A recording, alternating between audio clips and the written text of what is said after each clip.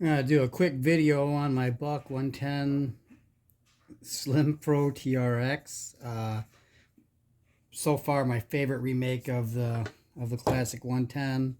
It's got the 4 torque screws to take it apart, but unfortunately, it's got to take the pocket clip out every time because you can manage to get the screws out, but you're probably gonna end up stripping something where the bit hits the clip.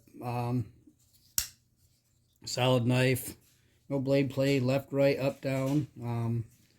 The world's ugliest thumb studs. I think they're an afterthought. They sit just a little proud on top of the blade.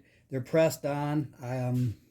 I pulled them apart, tried to add a thumb stud from one of my cold steel Code 4s, but the diameter of the hole inside is going to make it difficult to swap it out with your standard replacement thumb studs.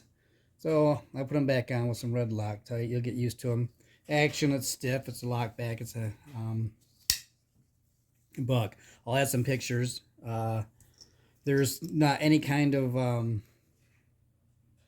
Teflon washer, phosphorus bronze washers in here. There's a brass bearing that's pressed into the blade, into the pivot hole of the blade, and then the blade sits on the G10. I just put it back together, oiled it a little bit. Used the knife all week. I picked up some scratches on the blade. I was a little bummed about that, because that's what's what the 420 does is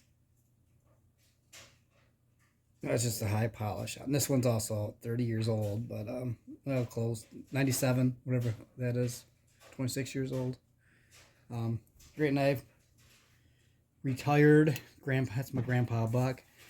But yeah, so this is a great knife. One-handed opening and closing as possible. I mean, it's not a flicker. Carried it for a week, so I will be going back to my my Spyderco military, which is my favorite. I've got a couple of these. This one's the the S30, same steel, CPM S30. So great knife. I like the pocket clip. It's way better than the pocket clip on the Slim Selects and the Slim Select Pros. Those things were just got awfully ugly. And I sold those in the LTs, but as soon as I found out Bucks had one that you could pull apart, I got it. So great knife. It's stiff action, but it's a lock back, so I'm not gonna carry this as my EDC, but a hunting knife, my bag knife. This is a way better cutter than my military, but because of the hollow grind. I'll wipe that off real quick. So great knife. Thumb studs suck, but they work.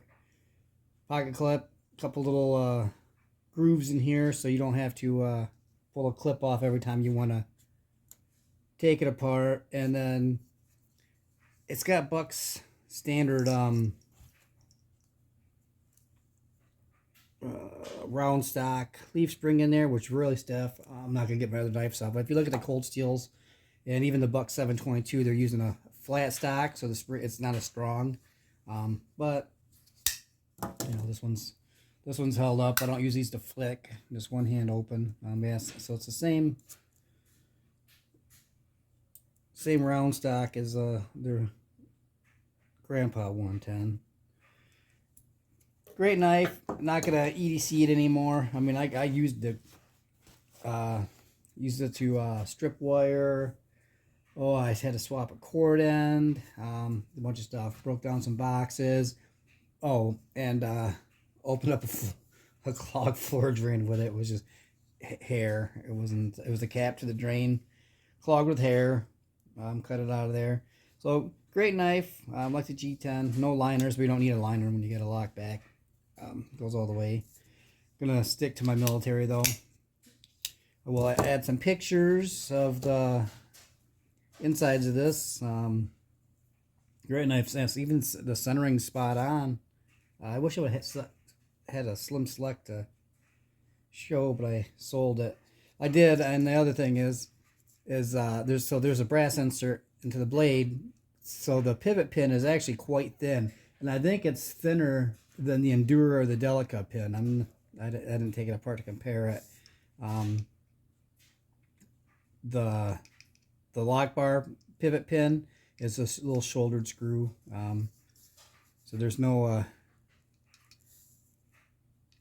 bit ends on the back side. It is ambidextrous left right, tip up, which is, after carrying the military for so long, I only like tip up now, or tip down. Just easier, but yeah, great knife. So I'm gonna carry this in my bag for now. Like I said, I've this one's, did a bunch of deer, bunnies, fish, but I haven't carried that.